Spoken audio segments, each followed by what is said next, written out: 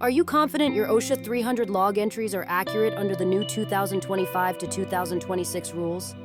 Every record you enter on your OSHA 300 log matters for your people, your organization, and your compliance standing. And with updated 2025 to 2026 requirements, accuracy and completeness have never been more important.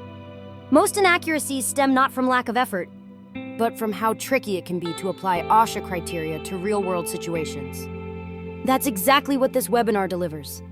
In this 60-minute session, you'll learn how to apply OSHA's latest record-keeping expectations with confidence, from handling unique incident situations to completing your forms with precision. You'll walk through practical examples, strengthen your or your team's understanding of key reporting decisions, and build the skills you need for consistent, compliant documentation.